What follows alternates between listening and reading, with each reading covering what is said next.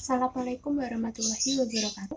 Nama saya Putri Isma Astuti dari Ekonomi Syariah E dengan NIM 40119153. Di sini saya akan menyampaikan hasil resum saya, metodologi penelitian mulai dari materi ke-9, 10, dan 11. Untuk materi yang pertama yaitu mengenai tentang desain penelitian kuantitatif. Pendekatan kuantitatif merupakan salah satu upaya pencarian ilmiah yang didasari oleh filsafat positivisme logika yang beroperasi dengan aturan-aturan yang ketat mengenai logika kebenaran hukum-hukum dan prediksi. Penelitian ini dilaksanakan untuk menjelaskan, menguji, menghubungkan antara variabel, menguji teori, dan mencari generalisasi yang mempunyai nilai prediksi. Posisi dalam penelitian kuantitatif. Teori dalam penelitian kuantitatif berfungsi sebagai argumentasi, pembahasan, atau alasan. Pembahasan mengenai teori biasanya muncul di bagian tinjauan pustaka atau di bagian khusus seperti teori, logika, dan kritis. Pada penelitian kuantitatif, penelitian menggunakan teori secara deduktif dan meletakkannya di awal proposal. Posisi teori dalam penelitian kuantitatif adalah menjadi faktor yang sangat penting dalam proses penelitian. Teori digunakan untuk menuntun penelitian, menemukan masalah, menemukan hipotesis, menemukan konsep, menemukan metodologi. Kemudian posisi teori dalam penelitian dapat disebutkan satu, itu sebagai teori sebagai pengumpulan data, pemanduan pengumpulan data. Yang kedua, teori sebagai sumber hipotesis, teori sebagai sumber bagi pengajuan hipotesis. Kemudian terdapat teknik penggalian data dalam penelitian kuantitatif. Dalam penelitian kuantitatif, teknik yang digunakan akan berbentuk observasi terstruktur atau survei dengan menggunakan kuesioner dan eksperimen. Adapun beberapa teknik pengajuan data dalam penelitian kuantitatif secara studi survei seperti yang pertama menggunakan angket, yaitu merupakan serangkaian atau daftar pertanyaan disusun secara sistematis. Yang kedua, wawancara merupakan sebuah proses memperoleh keterangan untuk tujuannya penelitian dengan cara tanya jawab sambil bertatap muka. Terdapat beberapa program komputer yang dapat dipakai untuk mengolah data antara lain yaitu SPSS, Microsoft SurveyMonkey. Tahapan analisis dalam penelitian kuantitatif komputer menggunakan pengkodean data, pemindahan data ke komputer, penyajian data, penganalisisan data, pengujian hipotesis, serta yang terakhir itu pengambilan kesimpulan. Mungkin untuk materi yang ke-9 yang saya sampaikan seperti itu. Baik, di sini saya akan melanjutkan materi yang ke-10 yaitu mengenai desain penelitian tokoh. Desain penelitian studi tokoh adalah sebuah desain teknik penelitian karya ilmiah yang mendasarkan penelitian pada sejarah ketokohan seseorang yang dianggap berjasa penting dalam sebuah peradaban manusia.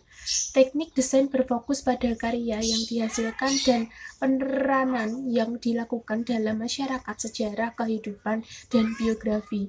Kemudian terdapat metode penelitian tokoh. Secara umum, metode penelitian tokoh terbagi menjadi dua metode, yaitu metode kualitatif dan metode kuantitatif.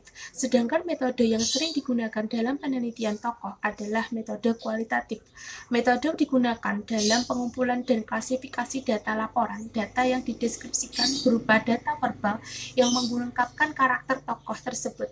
Kemudian model penelitian tokoh, terdapat langkah-langkah metodologisnya adalah yang pertama menentukan bidang kajiannya, kedua bidang yang dipilih untuk bidang yang paling dikuasai si peneliti, ketiga membuat daftar siapa saja tokoh yang dipandang sebagai ahli di bidang yang akan dikaji, keempat membuat daftar kelebihan dan kekurangan masing-masing tokoh, kelima menentukan siapa tokoh yang akan dikaji, yang keenam memulai studi dengan mengumpulkan data. Manfaat penelitian tokoh adalah satu, hasil penelitian dapat digunakan untuk mengembangkan pengetahuan ilmiah masa lalu maupun masa depan.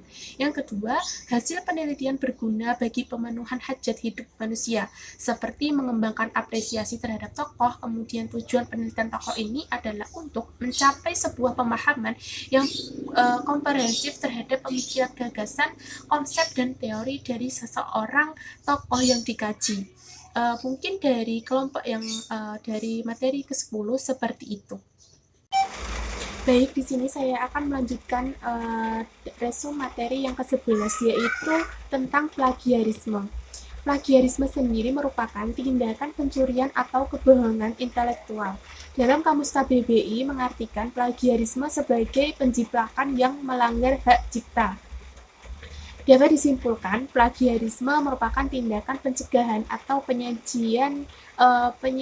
penjiplakan ide atau ide orang lain tanpa menyebut sumbernya.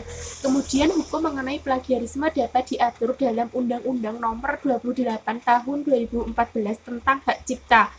Kemudian bentuk plagiarisme yaitu satu, plagiarisme verbatim, yaitu plagiarisme yang paling tinggi pelanggarannya atas pengambilan karya milik orang lain persis apa adanya. Yang kedua, plagiarisme kain perca, yaitu plagiarisme yang dilakukan dengan mengubah kalimat dari penulis asli menjadi baru.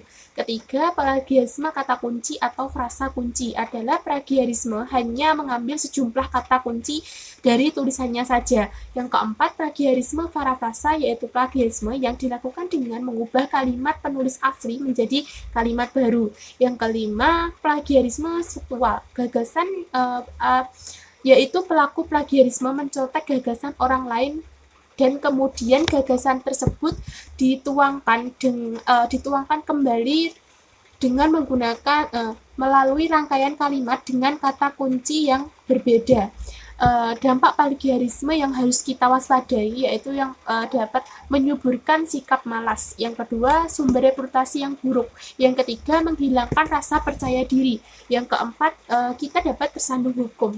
Mungkin cukup sekian saya menyampaikan hasil resume dari materi ke-9, 10, dan 11.